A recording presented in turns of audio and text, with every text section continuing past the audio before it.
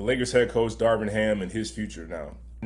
I'm not a fan of this being a question, but when it comes to coaching LeBron James, let's be honest, this is kind of what happens within 2 seasons if you don't reach the finals or at least go for a conference finals.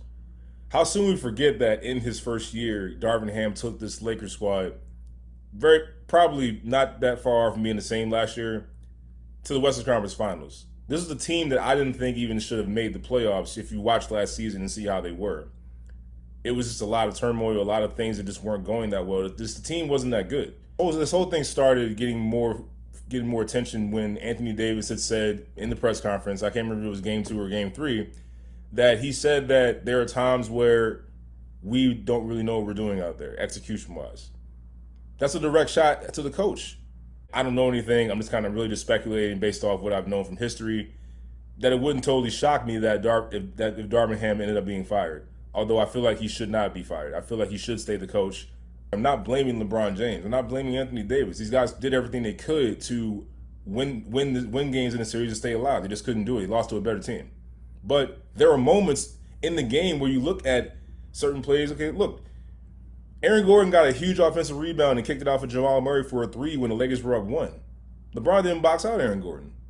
Those are key plays within the game that, are a big deal. They add up and then they show up later in the game. The Lakers gave key offensive rebounds to Aaron Gordon. They left guys wide open that were really good shooters most of the game. Michael Porter Jr. and Jamal Murray had gotten clean open looks. Knowing the scouting report, knowing how good they are at shooting, you don't do that unless you're choosing to find ways to lose. Now Denver, I thought, didn't play well last night at all. The Lakers have been firing coaches left and right ever since Phil Jackson. You can look at the people you're playing against. You look at Denver. You look at Minnesota. These are organizations that hired a coach and stuck with that coach, allowing him to build the team around the draft, building around your superstars. Minnesota, they're building around Anthony Edwards, who was a #1 draft pick for them, around Karl Anthony Towns, another #1 draft pick for them, and they're staying with their guys. Michael Malone for the Denver Nuggets stuck with them when Denver was bad. They were not great early on when they first got Jokic and Murray, but they drafted Murray, they developed them. They stuck with Murray because he dealt with a lot of injuries early on in his career before he became what we see today. They could have easily moved on from him. They could have moved on from Michael Malone. They could have gave up on Jokic early, tried to trade him and get some draft picks. No, they stuck with it. They built around this team, and now we're starting to see potentially. I'm not saying that D'Angelo Russell, Austin Reeves, and these guys can't play. They definitely can play.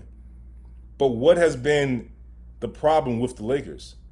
They're not a great three-point shooting team. They don't have a bunch of true shooters. They have guys that can shoot. They have guys that can play point guard, but they're not true point guards. The Lakers need a true point guard. They need shooting, and they need a big man that can just be there to protect the rim like JaVale McGee used to do, like Dwight Howard used to do during their run in 2020. Anthony Davis, not to say that he can't do it, but it's a lot of energy he's expending on both ends of the floor. And then you see that, look, the three-point shooting wears you out. Denver has guys that can shoot the 3, and three-pointers are demoralizing, and they have the ability to really. It doesn't matter how far up you are. If you can shoot the 3, you can get back into it. We just saw it the other night with Dallas going against the Clippers. Clippers were up 31 on Dallas. They found a way storming back, primarily because of threes.